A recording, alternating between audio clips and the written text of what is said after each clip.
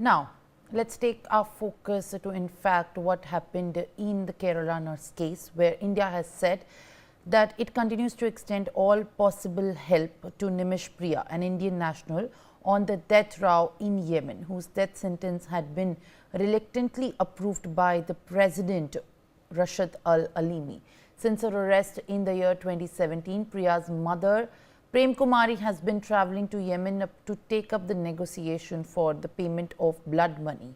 She has in fact raised as much as 34 lakh rupees as a part of the pre-negotiation deal. NewsX has been in close contact with Priya's husband Tommy Thomas, who has exclusively shared the visuals of the clinic where she worked, as well as their marriage photos, questioning the allegations that deceased Talal Abdo Mahdi had levelled to make her return back home impossible. In fact, viewers, as you can see right now on your screens, these visuals give Nimisha Patel, in fact, show that the marriage pictures that her husband has shared, the Nimisha Priya death row. He in fact added that these are a testament of the allegations that have been levelled against his wife, and prove in fact the authorities and the person accusing them of not being able to return back home. These are the visuals that in fact NewsX exclusively has accessed.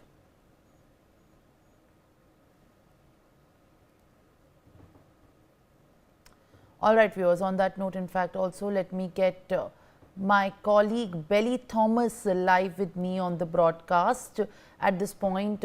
Now, row over Nimisha Patel death in case has only been brewing, Belly, and as the information that we are getting, we also have secured the visuals in which their marriage pictures and the clinic for where in fact Nimisha Patel was working as a nurse can be seen, and the family has been fighting for the negotiations. And there are in fact in Yemen the kind of request to the Yemen authorities, and in fact the government has been unnoticed for a long time. What is the latest that you are picking up in this regard? Simran, the situation prevailing at the closest of Nimisha Priya's family is very harrowing, and they are absolutely shattered and shocked about the recent development of the Yemeni president signing the execution order, which they had, which was an unexpected, development for them, and even the members of the International Action Council, who has been, raising funds for the blood money to be given to the victim Mehdi's family. They are also taken aback about this particular recent, the development of Yemeni president signing the execution order, and they also told us that the first day where $20,000 US were sent via the Ministry of External Affairs to the Indian embassy in Yemen was on June 24th, 2024. And the second installment of that, around another $20,000, was given on 27th December last year, a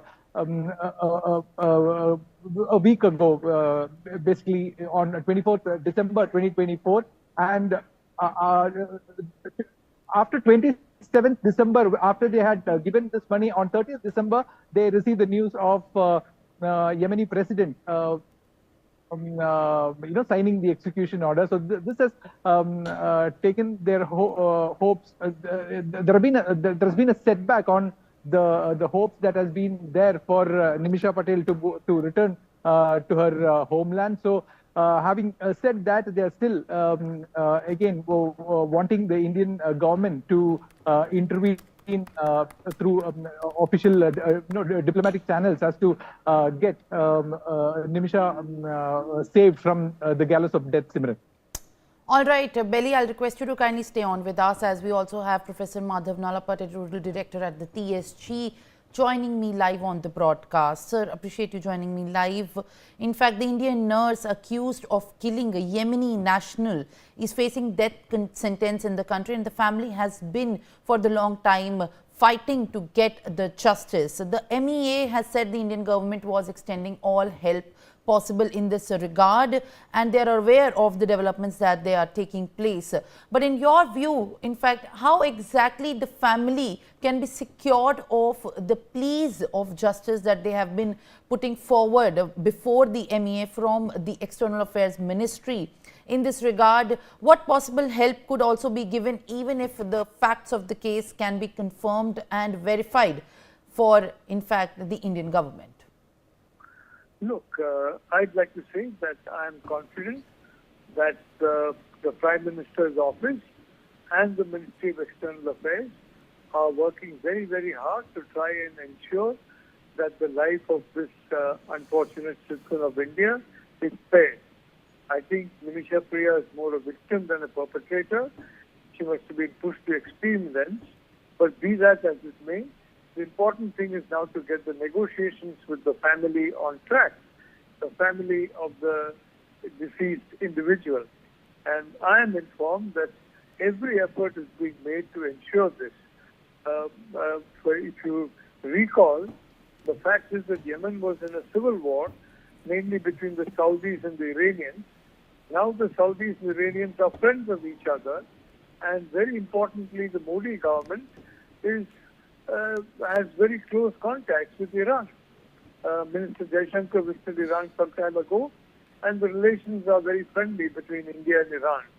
So Iran has got a considerable degree of friendship, shall we say, with the Houthis, and I'm very confident that the services of Iran may be getting requested, and in order to promote good relations between India and Iran, I'm sure the Iranians will be helpful.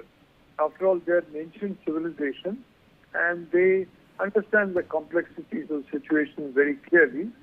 So I am very confident that every effort is being made to ensure the safe return of Nimisha Priya to India. And part of that, in my view, will be an outreach, not directly to the Houthis, of course, but to Iran and countries that are friendly to the Houthis, who basically control North Yemen. The government in Aden controls South Yemen, and the Houthi government, led by Chief al-Houthi in Sana'a, controls North Yemen. So I am very confident that the government of India, the Prime Minister's office and the Ministry of External Affairs working in tandem, will be doing whatever they can to ensure the return in safety of this very unfortunate nurse who was an Indian citizen. I'm very confident of that.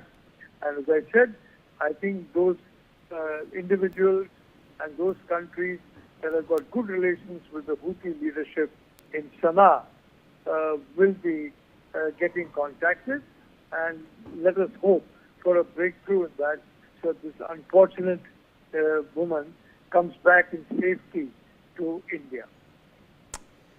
All right. In fact, Professor Madhav Nalapad, thank you for, in fact, giving us this time. Now it's time to shift our focus to other developments.